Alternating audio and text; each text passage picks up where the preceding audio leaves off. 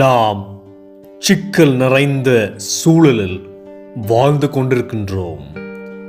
அத்தகைய சூழலில் நாம் சமாதானத்தின் கருவிகளாக வாழ அழைக்கப்படுகின்றோம். நாம் சிக்கல்களை தீர்ப்பதற்கு கற்றுக்கொள்ள வேண்டும். சிக்கல்கள் என்றால் என்ன? ஒரு நபர் அல்லது நபர்களிடத்தில் விவாதங்கள், கருத்து வேறுபாடுகள் இருப்பது. சிக்கல்களை தீர்ப்பது ஒரு தொடர் முயற்சி ஆகும். சிக்கல்களை தீர்ப்பதன் முக்கியத்துவம் என்ன? சிக்கல்களை தீர்க்காமல் விட்டால் அது பெரிய பிரச்சனையாக முடியும்.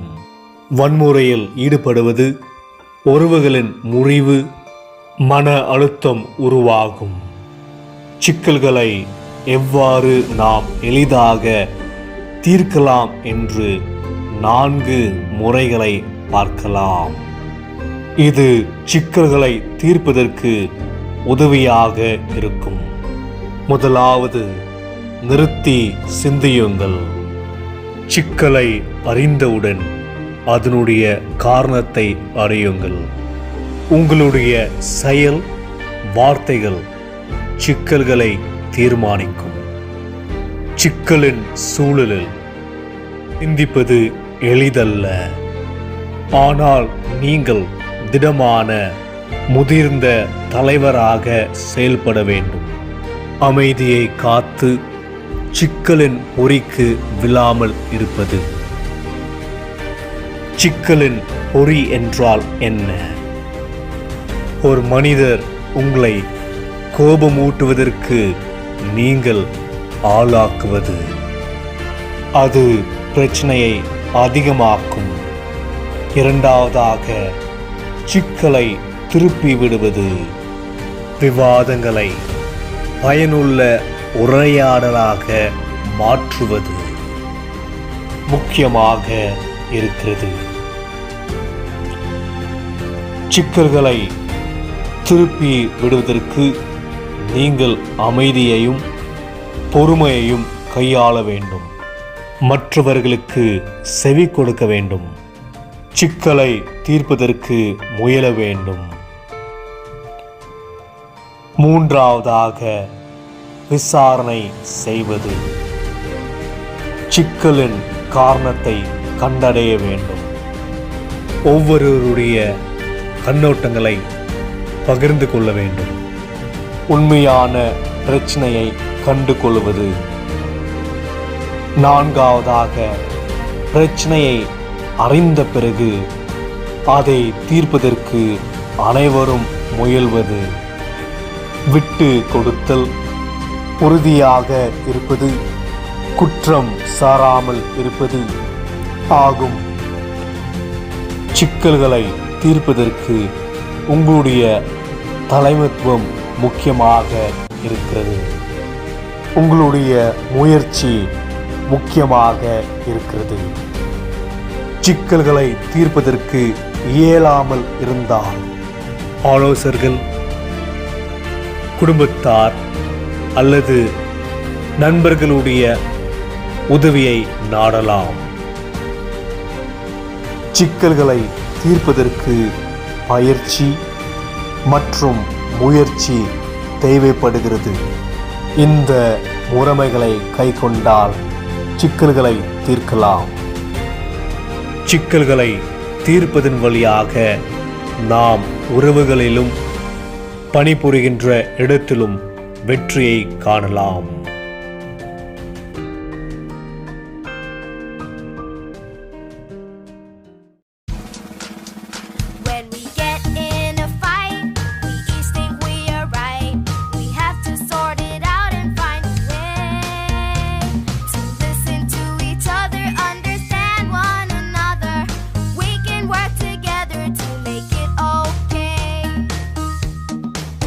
I need to tell you how I feel. You need to tell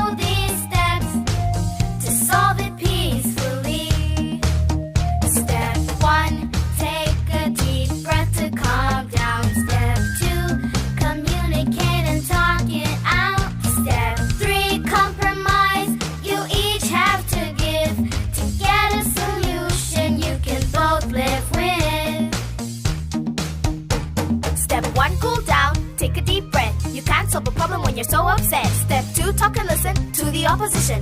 What do they want? What do you want?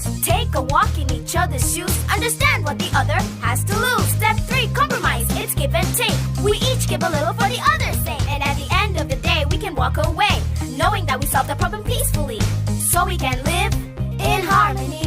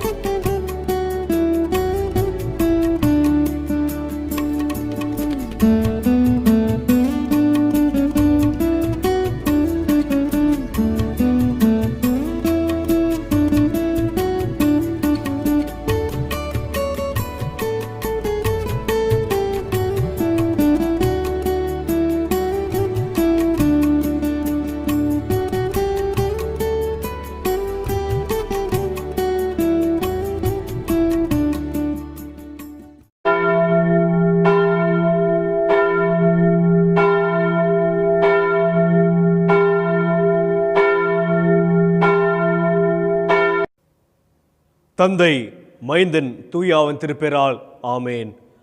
இறைவேண்டல் செய்வோம். சமாதானத்திற்கு ஊற்ற காரணமாக இருக்கின்ற எங்கள் அன்பின் கடவுளே, இந்த புதிய நாளுக்காக உமக்கு நாங்கள் நன்றி செலுத்துகின்றோம். உம்முடைய கிருபை நிமித்தமாக எங்களை வழிநடத்துகின்ற கடவுளாக இருக்கின்றீர்.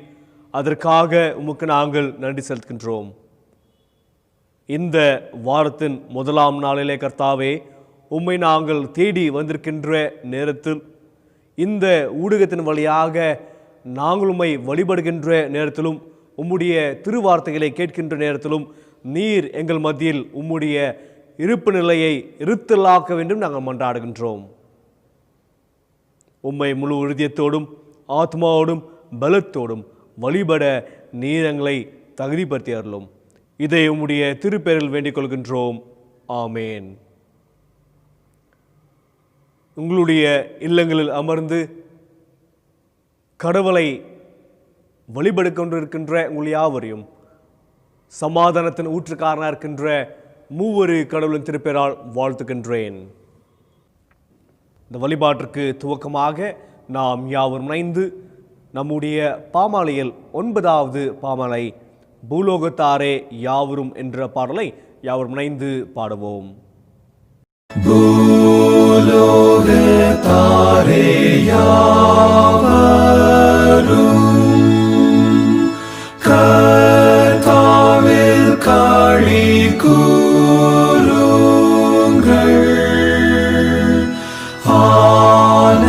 ஆனந்தத்தோடே ஸ்தோத்திரம் செலுத்தி பாடவாருங்கள்.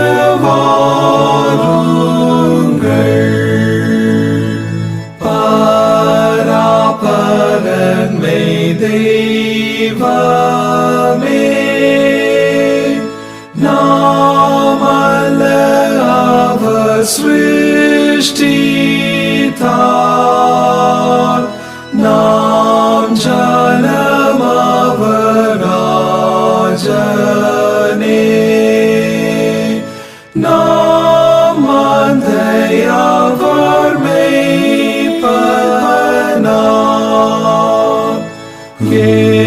விரித்தவர் வாசலை கடந்து உள்ளே செல்லுங்கள், சீரந்த அவர் நாமத்தை கொண்டாடுங்கள்.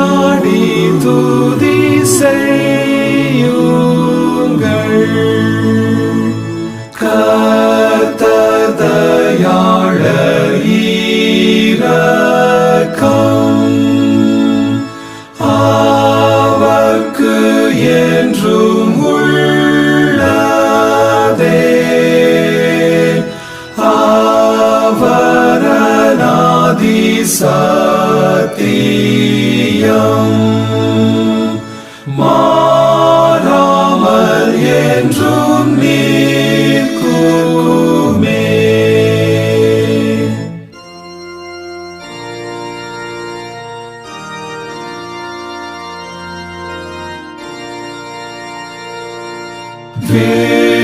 விண்மண்ணில் ஆட்சி செய்கிறார்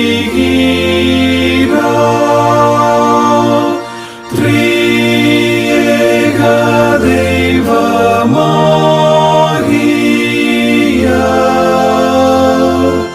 பிதா குமாரன் ஆவிக்கும் சதா ஸ்துதி உண்டாகவும்.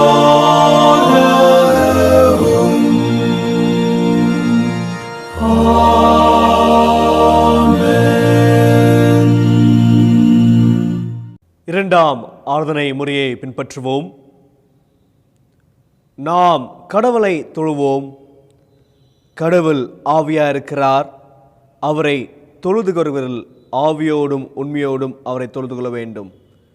நம்முடைய பிதாவாகிய கடவுளாலும் கர்த்தராகிய இயேசு கிறிஸ்துவினாலும் உங்களுக்கு கிருபையும் சமாதானமும் உண்டாவதாக. இது கர்த்தர் உண்டு பண்ணின நாள். இதில் களி கூர்ந்து மகிழ கடுவோம். ஆண்டவரே, எங்கள் உதடுகளை திறந்தருளும்.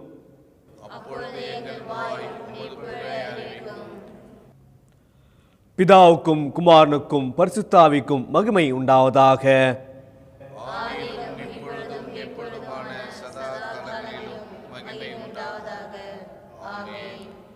திரியேக கடவுளை போற்றுதல். சேனைகளின் கடவுளாகிய கர்த்தரே, நீர் பரிசுத்தர், பரிசுத்தர், பரிசுத்தர். வானமும் பூமியும் உமது மகிமையால் நிறைந்திருக்கின்றன. உன்னதத்திலே ஓசன்னா.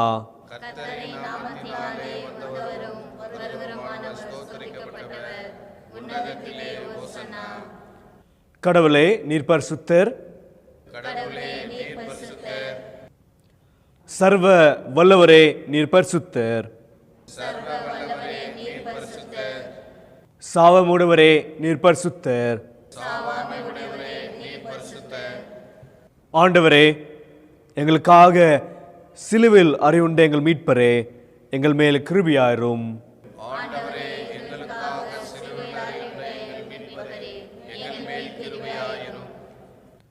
பரிசுத்த ஆவியாகிய ஆண்டவரே, எங்கள் மேல் கிருபையாயிரும்.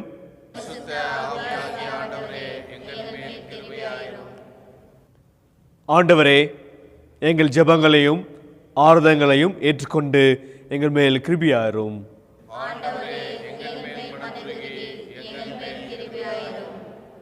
பாவரிக்கை. நமக்கு பாவம் இல்லை என்போமானால் நம்மை நாமே வஞ்சிகர்களாவோம். நமக்குள் உண்மை இல்லை. நமது பாவங்களை அறிக்கையிட்டால் பாவங்களை நமக்கு மன்னித்து எவ்வித அனுமதியும் நீக்கி நம்மை சுத்திக பெறுவதற்கு அவர் நம்பத்தக்கவரும் நீதியுமுள்ளவர். நான் எழுந்து என் தகப்பனதற்கு போய், தகப்பனே, பரத்துக்கு விரதமாகவும் உமது பார்வையிலும் பாவம் செய்தேன். இனி உம்முடைய மகன் என்று சொல்லப்படுவதற்கு நாம் பாத்திரனல்ல. உம்முடைய கூலிக்காரன் ஒருவனாக என்னை வைத்துக்கொள்ளும் என்பேன். கடவுள் ராஜ்யம் சமீபத்திருக்கிறது. மன திரும்பி சுவிசேஷத்தில் நம்பிக்கை வையுங்கள். நமது பலவனுக்காக பரிதபிக்க முடியாத பிரதனாஸ் நமக்கு இராமல் எல்லாவித்தும் நம்மை போல் சோதிக்கப்பட்டு பாவம் இல்லாத பிரதனாஸ் நமக்கு இருக்கிறார். நாம் சற்று நேரம் அமைதியாக அமர்ந்து நம்முடைய பாவங்களை நாம் உணர கடுவோம். சர்வ வல்லமுள்ள கடவுளிடத்தில் நாம் நமது பாவங்களை தாழ்மையோடு அறிக்கையிடுவோம். நாம் யாவரும் சேர்ந்து முதலாம் பாவரிக்க ஜெபத்தை ஏறெடுப்போம். சர்வ வல்லமையுள்ள மிகுந்த இரக்கமுள்ளவரே, தப்பிப்போன ஆடுகளைப் போல நாங்கள் உம்முடைய வழிகளை விட்டு வழிகளை ஓடுவோம். எங்களது யோசனைகளுக்கும் விருப்பங்களுக்கும் மிகவும் இணங்கி நடந்தோம். உம்முடைய பரிசுத்த கற்பனைக்கு குற்றம் செய்தோம். செய்யத்தக்கவர்களை செய்யாமல் செய்யத்தகாதவர்களை செய்து வந்தோம். எங்களுக்கு சுகமே இல்லை. ஆனாலும் ஆண்டவரே, தேவரீரின் ஆண்டவராகிய இயேசு கிறிஸ்துவின் மூலமாய் மனிதருக்கு அருள் செய்த வாக்குத்தத்தத்தின்படியே நீர்வாக்கியமுள்ள குற்றவாளியாகிய எங்களுக்கு இறங்கும். தப்பிதங்களை அறிகிற எங்கள் மேல் பொறுமையாயிரும். பாவத்தின் மிகுந்த துக்கப்படுகிற எங்களை சீர்படுத்தும். மிகவும் இரக்கமுள்ள பிதாவே, உம்முடைய பரிசுத்த நாமத்துக்கு மகிமை உண்டாகும்படி நாங்கள் இனி தேவ பக்தியும் நீதியும் தெளிந்த புத்தியுள்ளவராய் நடந்து வர இயேசு கிறிஸ்து நிமித்தம் எங்களுக்கு கிருபை செய்தருளும். ஆமென். பாவ மன்னிப்பின் உறுதியை பெற்றுக்கொள்வோம். சர்வ வல்லமையும் மிகுந்த இரக்கமுள்ள ஆண்டவர் மன்னிப்பையும் பாவ நிவர்த்தியும் நமக்கு கட்டளையிட்டருளி வாழ்க்கையை சீர்பெறக்கான காலத்தையும் தமது பரிசுத்தாவின் கிருபையும் தேற்றுதலும் தந்தருள்வாராக. ஆமேன். ஆண்டவரை துதியுங்கள். ஆண்டவர் நாமம் துதிக்கப்படுவதாக. இயேசு என்ற திருநாமத்திற்கு என்ற பாடலை யாவர் இணைந்து பாடுவோம்.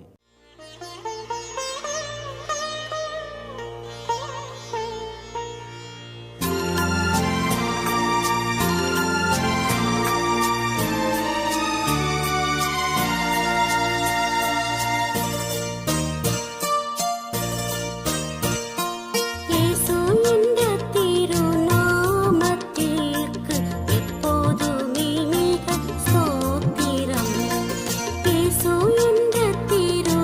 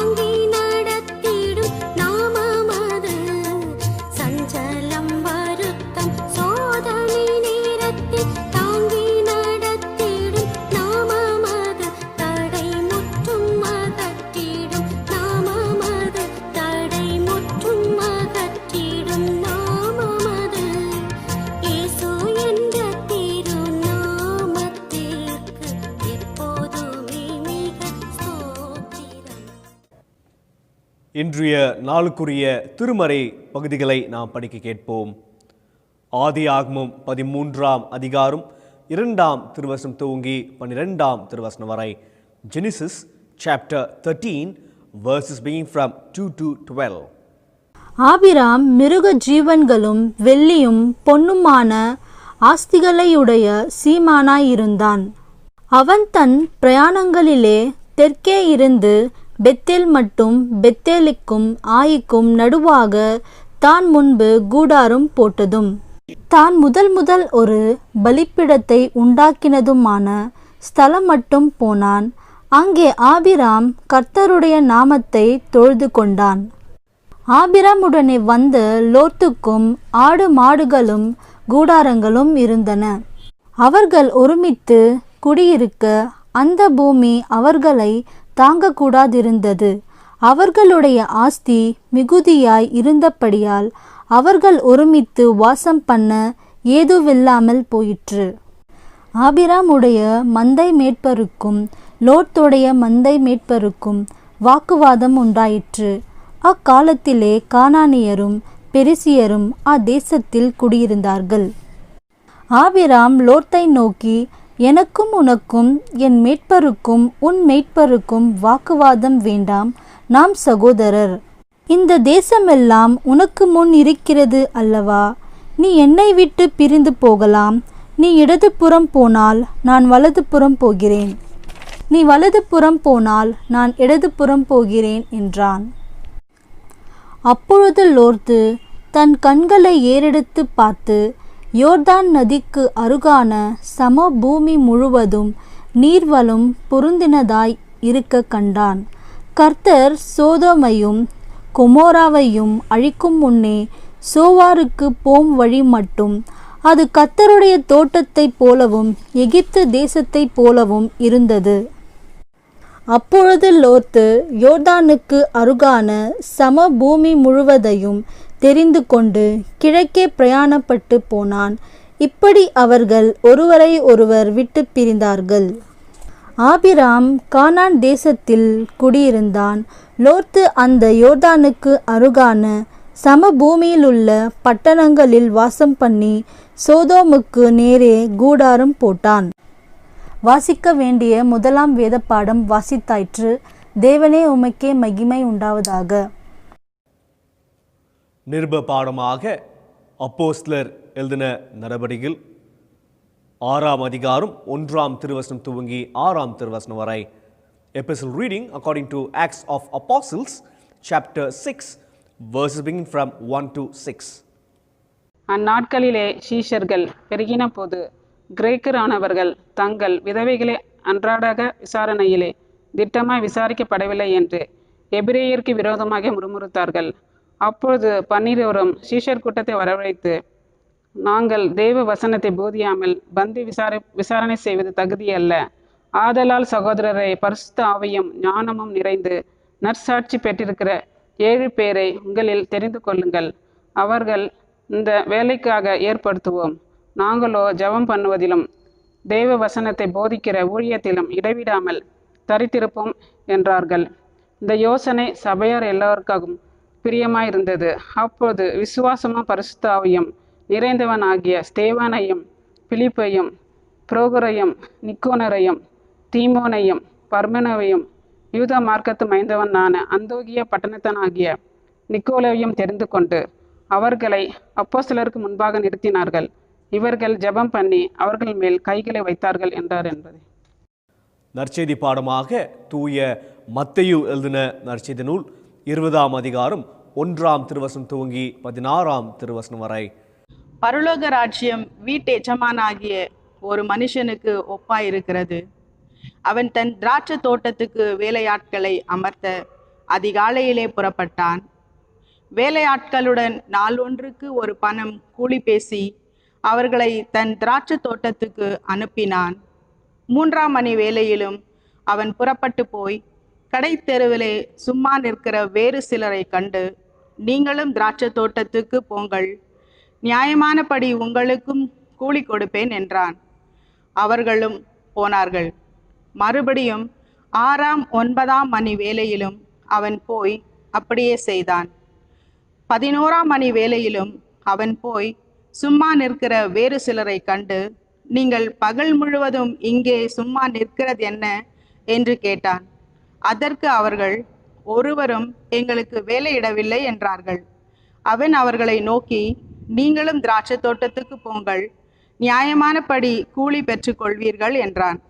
சாயங்காலத்தில் திராட்சை தோட்டத்துக்கு எஜமான் தன் காரியக்காரனை நோக்கி, நீ வேலையாட்களை அழைத்து பிந்தி வந்தவர்கள் தொடங்கி முந்தி வந்தவர்கள் வரைக்கும் அவர்களுக்கு கூலி கொடு என்றான்.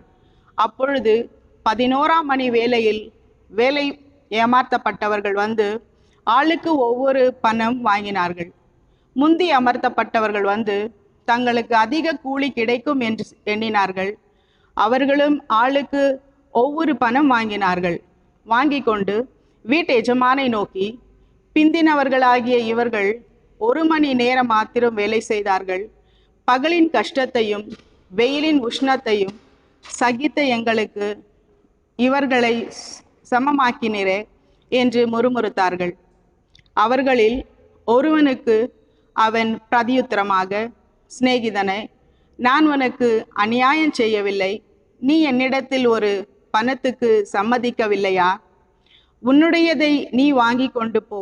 உனக்கு கொடுத்தது போல பிந்தி வந்தவனாகிய இவனுக்கும் கொடுப்பது என்னுடைய இஷ்டம். என்னுடையதை என் இஷ்டப்படி செய்ய எனக்கு அதிகாரம் இல்லையா? நான் தயாளனாய் இருக்கிறபடியால் நீ வன்கண்ணனாய் இருக்கலாமா என்றான். இவ்விதமாக பிந்தினோர் முந்தினோர் ஆயினும் முந்தினோர் பிந்தினோர் ஆயினும் இருப்பார்கள். அழைக்கப்பட்டவர்கள் அநேகர், தெரிந்து கொள்ளப்பட்டவர்களோ சிலர் என்றார். வாசிக்க வேண்டிய வேத பாடம் வாசித்தாயிற்று. Let us listen to the Gospel reading in English. The Gospel according to St. Matthew, chapter 20, verses begin from 1 to 16. For the kingdom of heaven is like a landowner who went out early in the morning to hire laborers for his vineyard.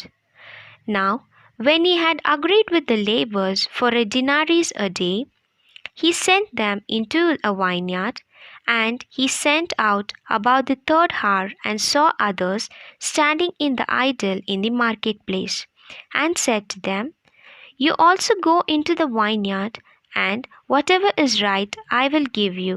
And they want. Again he went out about the 6th and the 9th hour, and did likewise.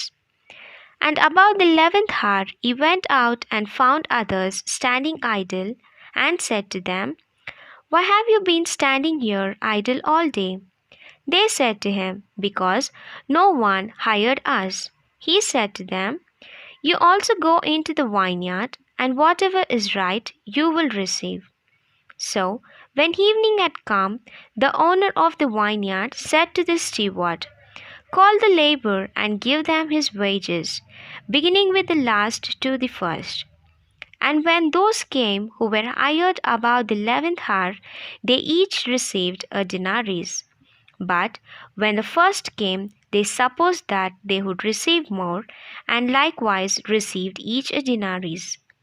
And when they had received it, they murmured against the landowner, saying, These last men have worked only 1 hour, and you made them equal to us, who have borne the burden and the heat of the day. But he answered one of them and said, Friend, I am doing you no wrong. Did you not agree with me for a denarius? Take what is yours, and go your way. I wish to give this last man the same as to you. Is it not lawful for me to do what I wish with my own things? Or it is your eyes evil because I am good? So the last will be first, and the first will be last. But many are called, but few chosen. This is the gospel of the Lord. Thanks be to God. அருளுரைக்கு ஆயத்தமாக நாம் யாவரும் இணைந்து நம்முடைய கீர்த்தனைகளில் 28ஆம் கீர்த்தனை சமாதானம் ஓதும் இயேசு கிறிஸ்து என்ற பாடலை யாவரும் இணைந்து பாடுவோம்.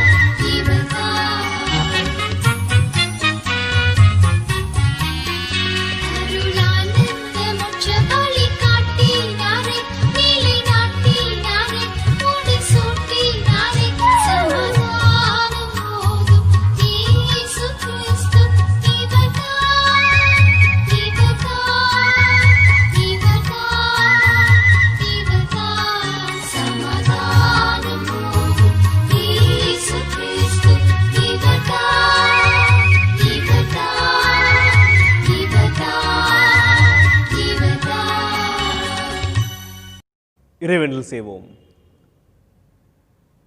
எங்களோடு உரையாடுகின்ற அன்பின் கடவுளே, இந்த நேரத்துக்காக உமக்கு நாங்கள் நன்றி செலுத்துகின்றோம்.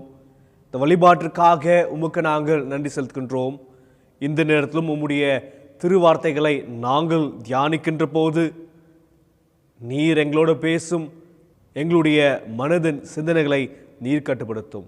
உம்முடைய திருப்பேரில் வேண்டுகொள்கின்றோம். ஆமேன். ஊடகத்தின் வழியாக கடவுளை வழிபட்டு கொண்டிருக்கின்ற உங்கள் யாவரையும் சமாதானத்தின் ஊற்றுக்காரனாக இருக்கின்ற ஆண்டவராகிய இயேசு கிறிஸ்துவின் திருப்பேரில் வாழ்த்துகின்றேன். ஒரு நாள் ஒரு பள்ளியிலே ஒரு வாத்தியார் ஆங்கில ஸ்பெல்லிங் டெஸ்ட்டை வைக்கிறார். அதில் பல வார்த்தைகளை அவர்கள் சொல்கிறார். மாணவர்கள் அனைவரும் அந்த வார்த்தைகளுடைய ஸ்பெல்லிங்கை எழுதி கொண்டே வருகிறார்கள். ஒரு வார்த்தை பீஸ் என்று அவர் அங்கே சொல்கிறார். அனைத்து மாணவர்களும் அந்த தேர்வு எழுதின பிறகு இந்த ஆசிரியர் பேப்பர்களை திருத்துகின்ற போது அவர் இந்த பீஸ் என்ற வார்த்தைக்கு ஒரு மாணவர் PEACEக்கு பதிலாக PIECE என்று எழுதியிருக்கிறார். மறுநாளிலே அந்த மாணவரை கூப்பிட்டு, நான் சொன்ன வார்த்தையுடைய பொருள், அதுடைய எழுத்தானது PEACE PIECE இல்லை என்று அவர் அங்கே கூறுகிறார். மறுபடியும் அந்த மாணவை அந்த வார்த்தையை சொல்லுகின்ற போது அந்த மாணவர் மறுபடியும் பீஸ்க்கு பதிலாக பீஸ் என்று தான் அவர் அங்கே சொல்லுகிறதை பார்க்கின்றோம். அப்பொழுது அந்த ஆசிரியர் அந்த மாணவனை பார்த்து, எதற்காக தவறை செய்கிறாய் என்று கேட்கின்ற போது அந்த மாணவர் சொல்கிறார், நான் எங்கே திரும்பி பார்த்தாலும் அங்கே PEACE இல்லை, அதற்கு பதிலாக PIECE தான் நான் பார்க்கிறேன். அதாவது நான் சமாதானத்தை நான் எங்குமே நான் பார்க்கவில்லை, அதற்கு பதிலாக மனிதர்கள் உடைந்திருக்கின்ற நிலைமையும் பிரிந்திருக்கின்ற நிலைமையும் சிக்கல்கள் நிறைந்திருக்கின்ற சூழலை தான் நான் பார்க்கிறேன் என்று அந்த மாணவர் சொல்கிறார். இன்றைக்கு நாம் வாழ்கின்ற சூழல் சிக்கல் நிறைந்த சூழலாகத்தான் இருக்கிறது. இந்த சிக்கல்களை எவ்வாறு நாம் தீர்க்கலாம், சமாதானத்தை எவ்வாறு நாம் கொண்டு வரலாம் என்றான் இன்றைக்கு இருக்கின்ற செய்தியாக இருக்கிறது. இன்றைய தலைப்பானது பீஸ் அண்ட் கான்ஃப்ளிக்ட் ரெசல்யூஷன் என்று, சமாதானமும் சிக்கல்களை தீர்ப்பதும் என்ற தலைப்பின் கீழாக நாம் சிந்திக்கப் போகின்றோம். சிக்கல்கள் இல்லாத சூழல்கள் இல்லை, குடும்பங்கள் இல்லை, திருச்சபைகள் இல்லை, சமுதாயம் இல்லை என்று பார்க்கின்றோம். ஆனால் அதில் மதிலே நாம் சமாதான கருவிகளாக வாழ்வதற்கு, சமாதானத்தை செய்கின்றவர்களாக வாழ்வதற்கு நமக்கு இயேசு கிறிஸ்து அழைப்பை கொடுக்கின்றார். எவ்வாறு நாம் சமாதான கருவிகளாக இருக்க முடியும் என்று தான் நாம் இன்றைக்கு சிந்திக்கின்ற செய்தியாக இருக்கிறது. சமாதானம் என்ற வார்த்தையானது திருமறையில் மிக முக்கியமான ஒரு வார்த்தையாக இருக்கிறது. எபிரேய மொழியில் இதற்கு ஷாலோம் என்ற வார்த்தை பயன்படுகிறது. இந்த ஷாலோம் என்ற வார்த்தைக்கு அர்த்தம் என்னவென்று நாம் பார்க்கின்ற போது இது முழுமையை குறிக்கின்ற ஒரு வார்த்தையாக இருக்கிறது. ஒரு மனிதருடைய நல்வாழ்வுக்கான ஒரு அர்த்தமுள்ள வாழ்க்கையாக இருக்கிறது. இந்த வார்த்தையை சமய ரீதியாகவும் சமுதாய ரீதியாகவும் இது பயன்படுகின்ற ஒரு வார்த்தையாக இருக்கிறது. இஸ்ரவேல் மக்களுடைய ஒரு பழக்கத்தில் பார்க்கின்ற போது எப்பொழுது ஒரு மனிதர் மற்றொரு மனிதரை சந்திக்கிறாரோ அப்பொழுது அவர்கள் எவ்வாறு வாழ்த்துகிறார் என்றால் ஷாலோம் என்ற வார்த்தையோடு தான் இவர்கள் வாழ்த்துவார்களாம். இதை நாம் நீதிபதிகள் 6ஆம் அதிகாரம் 23ஆம் திருவசனம், நியாயாதிபதிகள் 6ஆம் அதிகாரம் 23ஆம் திருவசனத்திலும், எஸ்ரா 5ஆம் அதிகாரம் 7ஆம் திருவசனத்திலும், தானியல் 4ஆம் அதிகாரம் 1ஆம் திருவசனத்திலும் பார்க்கின்றோம். ஷாலோம் என்ற வார்த்தையானது ஒரு வாழ்த்துதலாக இருக்கிறது. அதே போல ஒரு நபரை நாம் சந்தித்து கடந்து செல்கின்ற நேரத்திலும் அவர்கள் ஷாலோம் என்று வாழ்த்துக்கலாம். It's also used as a farewell word என்று நாம் பார்க்கின்றோம். யாத்ராகமம் 4ஆம் அதிகாரம் 8ஆம் வசனத்திலும், 2 சாமுவேல் 15ஆம் அதிகாரம் 9ஆம் திருவசனத்திலும் நாம் இதை பார்க்கின்றோம். அதே போல நாட்டுக்கு நாடு சமாதானத்தோடு வாழ வேண்டும் என்று சொல்கின்ற போதும் இந்த வார்த்தை பயன்படுகிறதை பார்க்கின்றோம். 1 சாமுவேல் 7ஆம் அதிகாரம் 14ஆம் திருவசனத்திலே இது இவ்வாறே குறிக்கப்பட்டிருக்கிறது. சமாதானம் என்ற வார்த்தை பழைய ஏற்பாட்டு நூலில் பார்க்கின்ற போது அதோடு இணைந்து பாதுகாப்பும் வருகிறதை பார்க்கின்றோம்.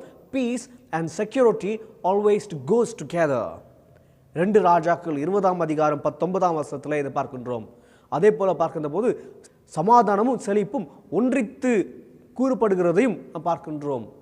உபாகமம் 23ஆம் அதிகாரம் 6ஆம் திருவசனத்திலே இந்த வார்த்தையானது மனிதர்களுடைய செழிப்பு தன்மையும் குறிக்கின்ற ஒரு வார்த்தையாகவும் இது இருக்கிறது என்று பார்க்கின்றோம்.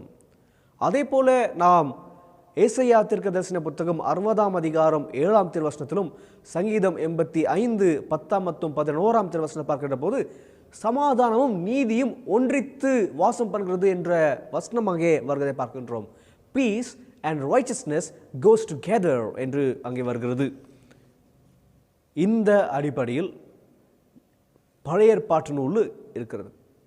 இதே நாம் புதிய ஏற்பாட்டு நூல் நாம் பார்க்கின்ற போது சமாதானமும் கிருபையும் பவுலடியார் எழுதுகின்ற போது ஒன்றாக எழுதுகிறதை பார்க்கின்றோம். ரோமர் 1ஆம் அதிகாரம் 7ஆம் திருவசனத்திலும் 1 கொரிந்தியர் 1ஆம் அதிகாரம் 3ஆம் திருவசனத்திலும் வருகிறதை பார்க்கின்றோம். எபிரேயர் 12ஆம் அதிகாரம் 14ஆம் திருவசனத்திலே ஒருவருக்கொருவர் நீங்கள் சமாதானத்தோடு வாழுங்கள் என்று அங்கே பவுலடியார் குறிப்பிடுகிறதை நாம் பார்க்கின்றோம். புதிய ஏற்பாட்டு நூலில் பழைய ஏற்பாட்டு நூலில் சமாதானமும் செழிப்பும் ஒருமித்து எழுதுகிறதை போல இங்கு புதிய ஏற்பாட்டு நூலில் எழுதப்படுவதில்லை. மாறாக சமாதானம் கடவுள் கொடுக்கின்ற ஒரு ஆசீர்வாதம் என்று அங்கே ரோமர் 15ஆம் அதிகாரம் 33ஆம் திருவசனத்திலே கொடுக்கிறதை பார்க்கின்றோம். ரோமர் 5ஆம் அதிகாரம் 1ஆம் திருவசனத்திலே இயேசு கிறிஸ்து சமாதானத்தை கொடுக்கின்றவராக இருக்கிறார் என்று அங்கே கூறப்படுகிறதை பார்க்கின்றோம். நாம் வாழ்கின்ற உலகத்தில் சிக்கல் நிறைந்ததாக இருப்பினும் அதிலே சமாதானத்தை எவ்வாறு நாம் உருவாக்கலாம் என்ற செய்தியை நாம் படிக்கிட்ட 3 திருமறை பகுதியிலும் நாம் சற்று பார்க்கலாம். சிக்கல்களை எவ்வாறு நாம் தீர்க்கலாம் என்று இந்த 3 பகுதியிலும் சற்று நாம் பார்க்கலாம். முதலாவது நமக்கு கொடுக்கப்பட்டிருக்கின்ற திருமறை பகுதியாக ஆதியாகமம் 13ஆம் அதிகாரம் 2ஆம் திருவசனத்திலிருந்து 12ஆம் திருவசனம் வரை நமக்கு கொடுக்கப்பட்டிருக்கிறது.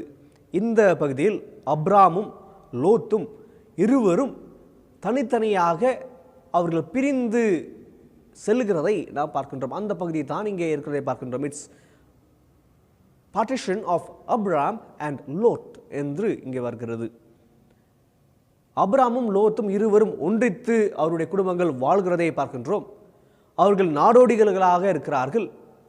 எங்கெல்லாம் மேய்ச்சல் இருக்கிறதோ அந்த இடத்துல அனைத்தும் அங்கே சென்று அவர்கள் கூடாரம் போட்டு அங்கே வாசம் பருகின்ற ஒரு வாழ்க்கை முறையை அவர்கள் கடைபிடித்திருந்தார்கள். ஒரு காலகட்டத்தில் ஆபிரகாமும் ஒரு செல்வந்தராக மாறுகிறார். அதே போல் லோத்துக்கும் ஒரு செல்வம் நிறைந்த ஒரு வாழ்க்கை அவர் வருகிறதை பார்க்கின்றோம்.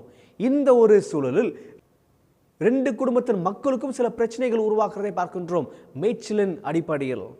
இது நிமித்தமாக ஆபிரகாம் இதை பார்த்து குடும்பங்களில் மத்தியிலே பிரச்சனைகள் வேண்டாம் என்று லோத்தை அழைத்து அவர் என்ன சொல்கிறார் என்றால், இந்த சிக்கலை நாம் எவ்வாறு தீர்க்கலாம் என்று சொல்கிற போது நாம் சமாதானத்தோடு நாம் ஒருவரை ஒருவருக்கு நாம் கடந்து செல்லலாம் என்று அவர் அங்கே சொல்கிறதை நாம் பார்க்கின்றோம்.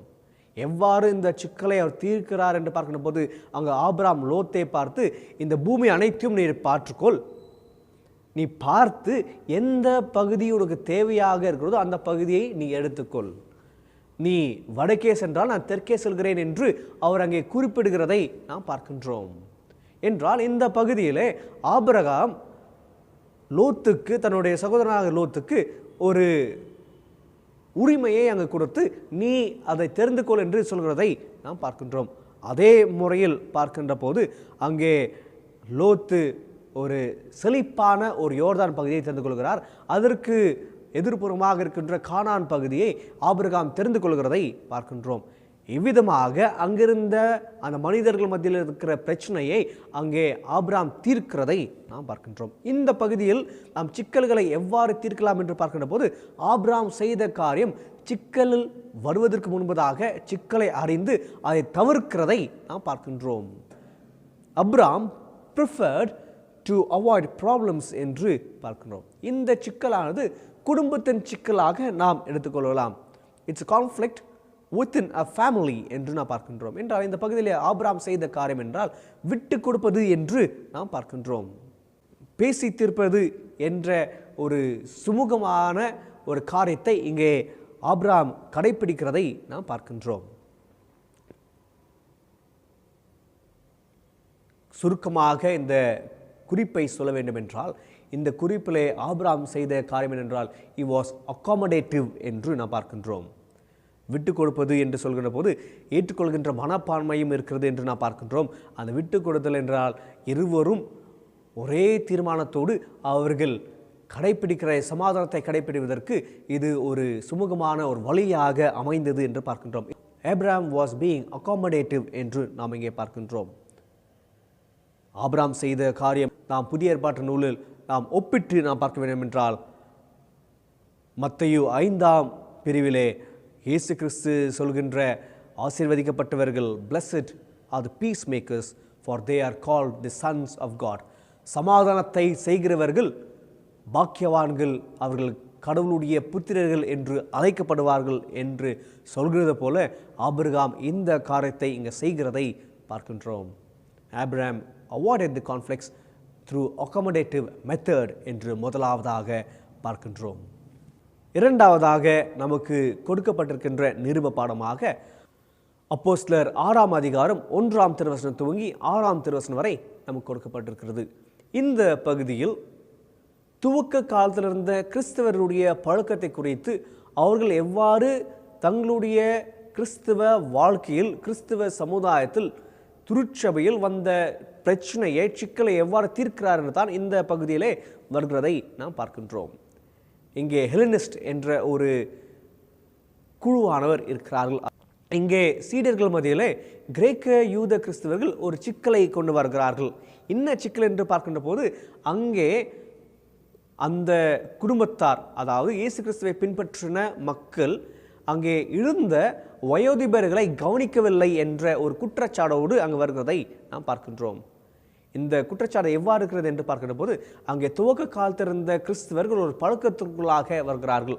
அதாவது அவர்களுடைய சொத்தை அவர்கள் விட்டு அவர்கள் தேவையுள்ள மக்களுக்கு அவர்கள் பகிர்ந்து கொடுப்பதை பார்க்கின்றோம். இதை நாம் அப்போஸ்தலர் 4ஆம் அதிகாரம் 35ஆம் திருவசனத்திலிருந்து 37ஆம் திருவசனம் வரை பார்க்கின்றோம். இந்த ஒரு சூழலில் தான் இந்த மக்களானவர்கள் விதவைகளுக்கு அந்த தேவையை சந்திக்கப்படவில்லை என்று ஒரு குற்றச்சாட்டு அங்கே வருவதை பார்க்கின்றோம். அதே தான் இங்கே அப்போஸ்தலர்கள் அனைவரும் ஒன்று கூடி அதை எவ்வாறு தீர்க்க வேண்டும் என்று ஒரு தீர்வை அவர்கள் தேடுகிறதை பார்க்கின்றோம். அந்த தீர்வை தேடுகின்ற போது அங்கே குறிப்பாக அப்போஸ்தலர் 6ஆம் அதிகாரம் 2ஆம் திருவசனத்தில் பார்க்கின்ற போது those who serve at table என்று வருகிறதை பார்க்கின்றோம். அதாவது இந்த தேவையுள்ளவர்களுடைய தேவைகளை சந்திக்கவில்லை என்று தான் serve at table என்று அங்கே வார்த்தை குறிப்பிடுகிறதை பார்க்கின்றோம். என்றால் இதற்கு தீர்வாக அங்கே ஒரு சஜஷன் வருகிறது. அதாவது அங்கிருந்த இளைஞர்களை 7 பேரை தேர்ந்து கொண்டு அவர்கள் எவ்வாறு தெரிந்து கொண்டார் என்றால், அவர்கள் ஆவிலே நெரும்புள்ளவர்களாகவும் அதே போல ஞானத்தில் உள்ளவர்களாகவும் அவர்களை தெரிந்து கொண்டு அவர்களுக்கு இந்த வேலையை கொடுக்கலாம். அதாவது அங்கு இருந்த விதவைகளுக்கு, அங்கு இருந்த தேவையுள்ள மக்களுடைய தேவைகளை சந்திப்பதற்கு இவர்களை பயன்படுத்தலாம். மற்றவர்கள் பெரியோர்கள் அனைவரும், அதாவது அப்போஸ்தலர்கள் அனைவரும் ஜெபத்திலும் திருப்பணியிலும் ஈடுபடலாம் என்ற ஆலோசனை அங்கே வருகிறதை பார்க்கின்றோம். இது அனைவரும் ஏற்றுக்கொண்டு அதை அவர்கள் கடைபிடிக்கின்ற போது அந்த சிக்கலானது அங்கே தீர்வு பெறுகிறதை பார்க்கின்றோம். இது நிமித்தமாக அந்த 7ஆம் திருவசனத்தை பார்க்கின்ற போது தொடர்ந்து கிறிஸ்துவம் அங்கே கிறிஸ்துவை மக்கள் பலர் ஏற்றுக்கொண்டு கிறிஸ்துவை பின்பற்றுவதற்கு இது ஒரு வாய்ப்பாக அமைகிறதை பார்க்கின்றோம். இந்த சிக்கலை நாம் இன்றைக்கு திருச்சபையில் இருக்கின்ற சிக்கல்களுக்கு நாம் ஒப்பிட்டு நாம் பார்க்கலாம்.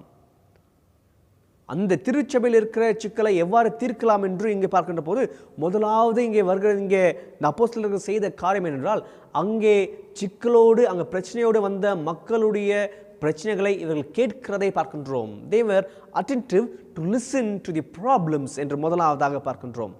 அதற்கு பிறகு பார்க்கின்ற போது அந்த சிக்கல் அங்கே இருக்கிறது என்று இவர்கள் அனைவரும் ஏற்றுக்கொள்கிறார்கள்.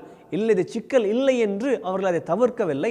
மாறாக அந்த சிக்கல் இருக்கிறது என்று அதை ஏற்றுக்கொண்டு அந்த சிக்கலுக்கு தீர்வை காண்பதற்கு அவர்கள் முயல்கிறதை பார்க்கின்றோம். சிக்கல்களை தீர்வதற்கு முயல்கின்ற போது தான் அங்கே பலவிதமான சஜஷன்ஸ் வருவதை பார்க்கின்றோம்.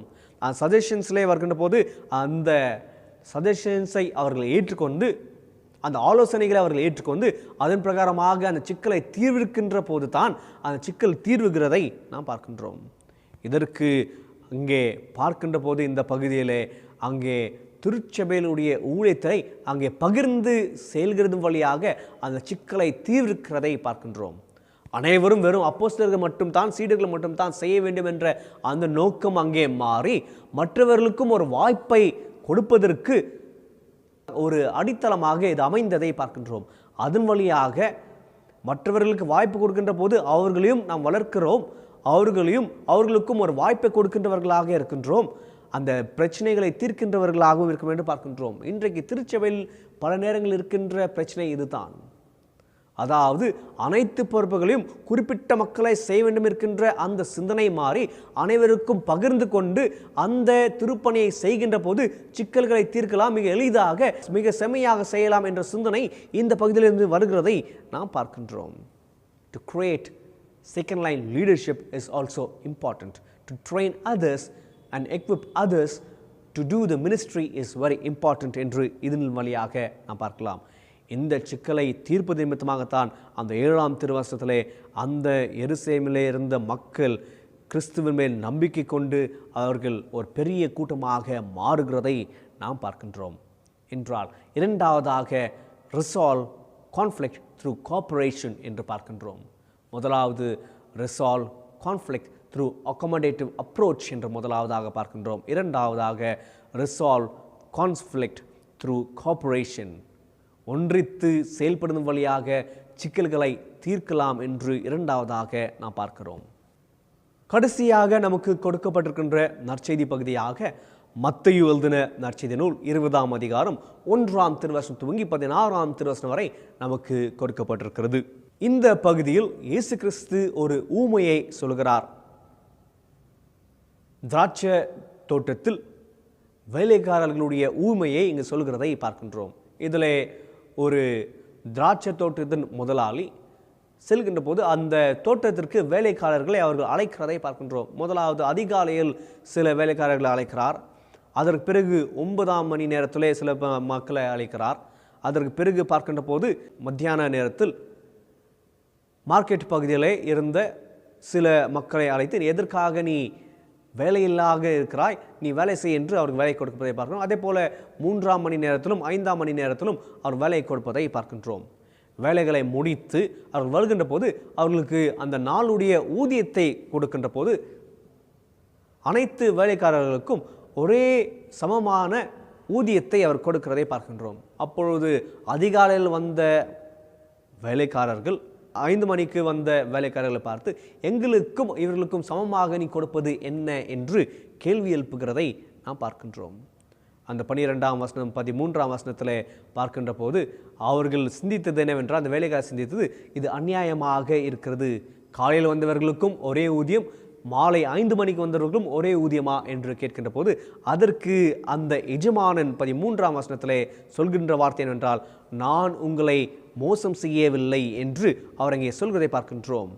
இட்ஸ் நாட் சீட்டிங் என்று சொல்கின்ற போது, அதாவது நான் உங்களை அநீதியாக நடத்தவில்லை என்று அவர் அங்கே கூறுகிறதை பார்க்கின்றோம்.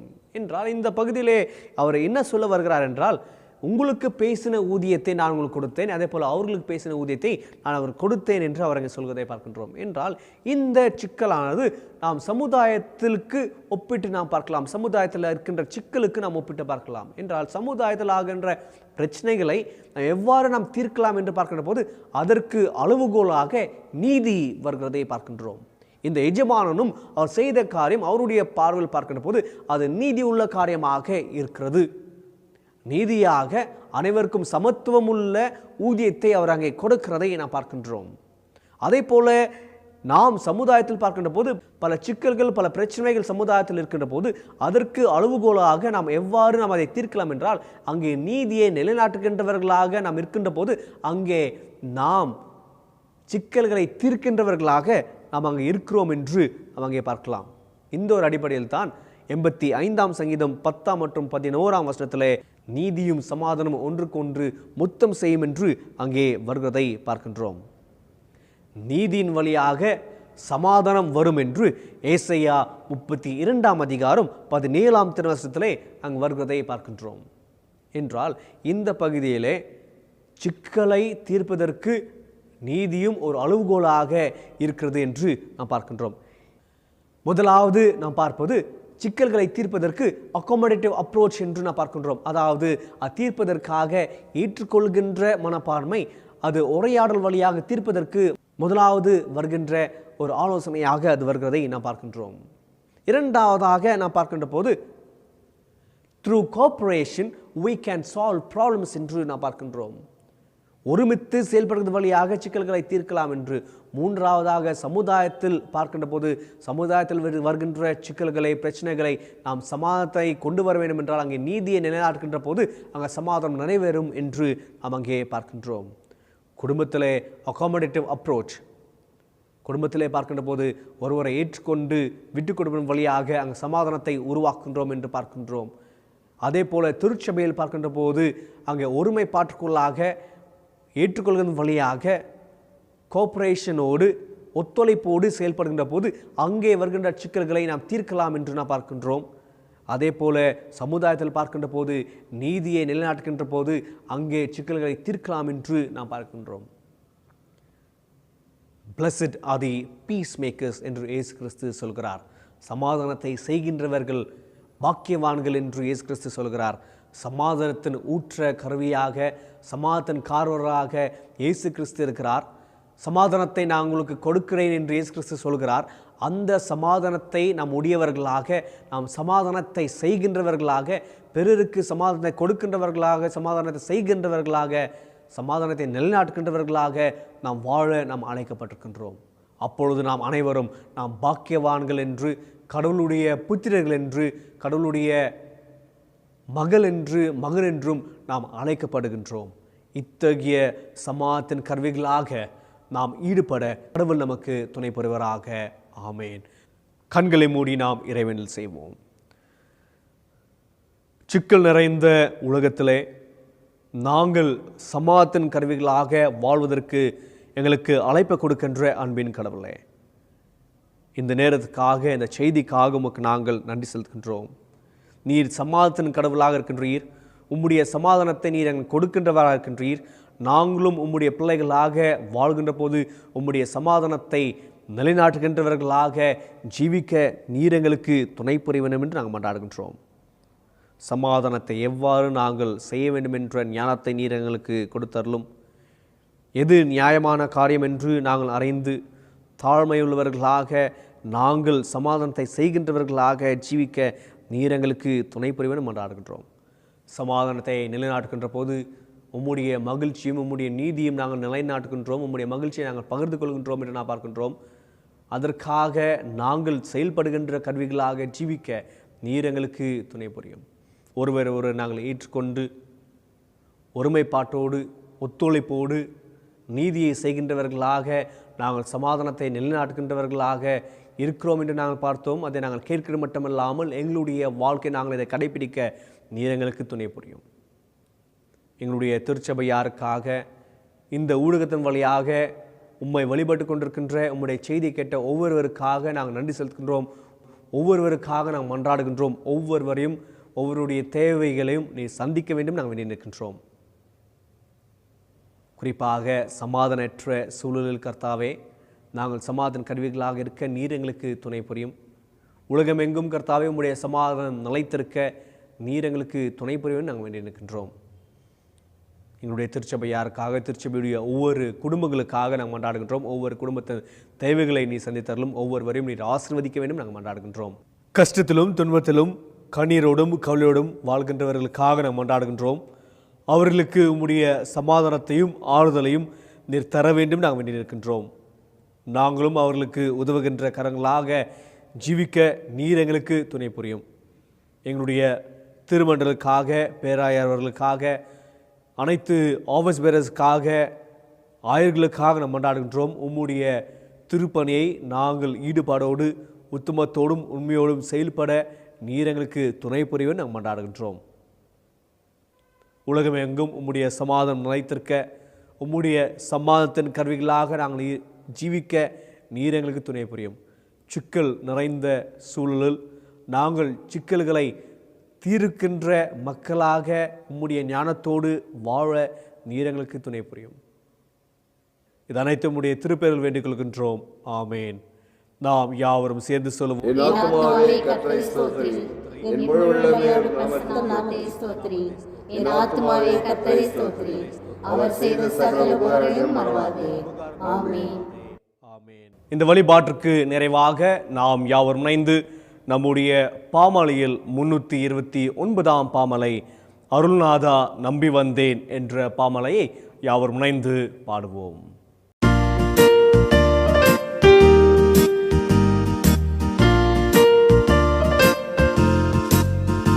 அருள்நாதா நம்பி வந்தேன், நோக்க கடவி கைமாறின்றி என்னை முற்றும் ரட்சிப்பி.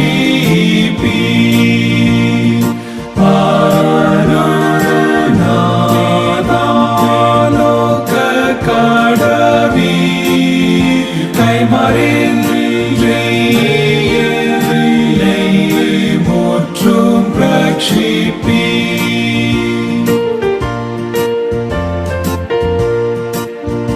தஞ்சம் வேண்டி நம்பி வந்தேன், திருப்பாதத்தில்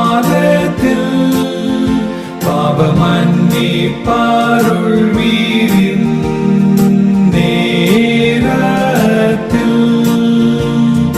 தஞ்சம் சண்டி வேண்டி திருப்பாதத்தில் பாவமன்னின்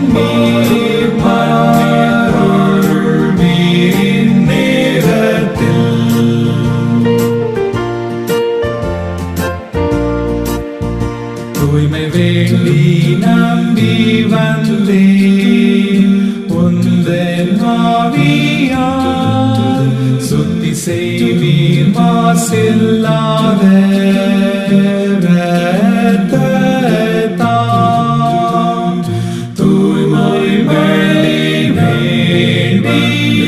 உந்தன் ஆவியால் சுத்தி செய்வீர் மாசில்லாத இரத்தத்தால்.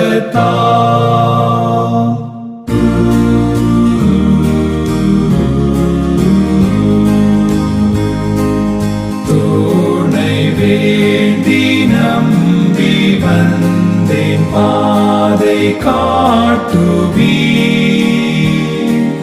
திருப்தி செய்து நித்தம் நன்மை நல்குவீர்.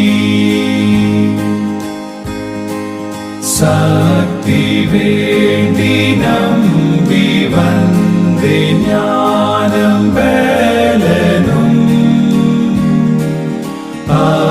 அக்னினாவும் வல்லவாக்கும் ஈந்திடும்.